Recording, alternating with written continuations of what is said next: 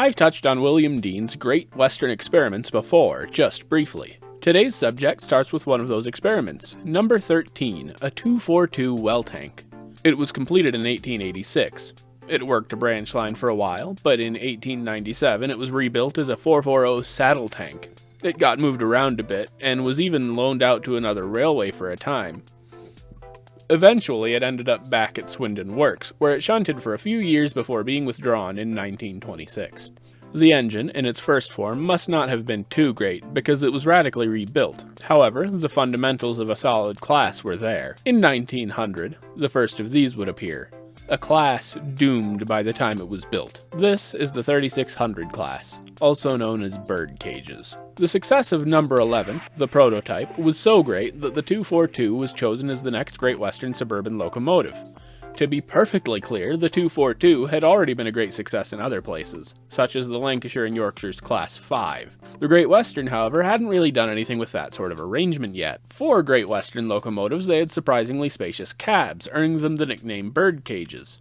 They also had steam reversing gear, steam brakes, and steam-operated water scoops, all signs of a fast suburban tank engine. Their driving wheels were just 5 foot 2 inches in diameter, and they had a 200 psi boiler, showing that they were really serious about acceleration. The prototype engine, number 11, showed up on the scene with a shortened bulldog boiler, and a bunch of fancy technology which I mentioned earlier. Its water pickups weren't perfect, of course, causing water to come in at such great speeds that it broke the engine's side tanks. It did prove capable of fast running in either direction though, and it was reasonably powerful.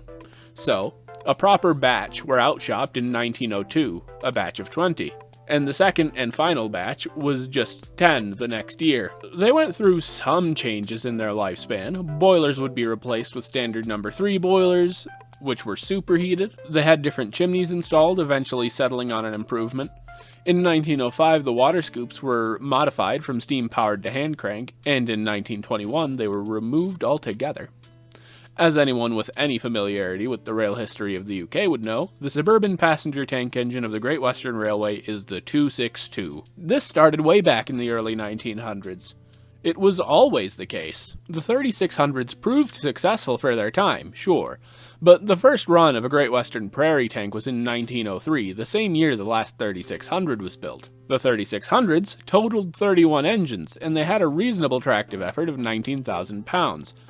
Unfortunately, owing to their wheel arrangement, their adhesion and acceleration could only be so good. Great Western Prairies were popping up left and right at this time, and overshadowed the 3600s completely. Before the first of the class was even 5 years old, it was already essentially outdated. Prairies were everywhere. Somehow, though, the Birdcages held on a little while longer, likely being used to assist those prairies or to work branch line services more suited to their power and wheel arrangement.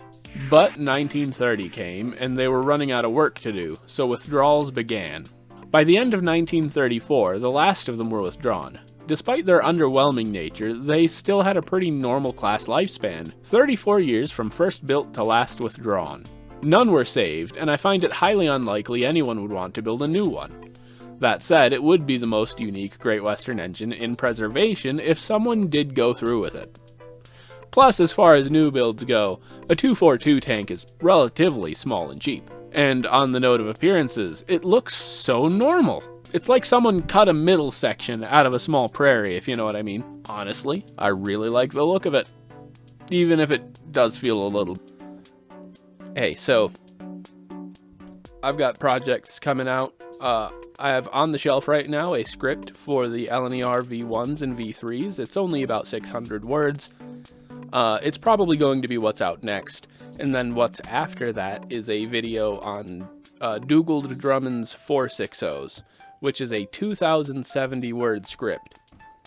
The Francis Webb project, which was going to cover all of his locomotives and the man himself, is not necessarily abandoned, but I cannot continue with it right now. I'm not happy with it.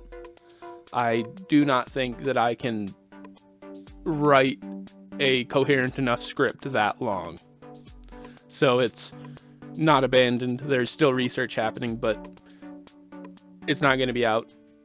It's not going to be out for who knows how long, if I even decide to put it out at all. As for the Southern Railway Q-Class video, that is going to be on the way.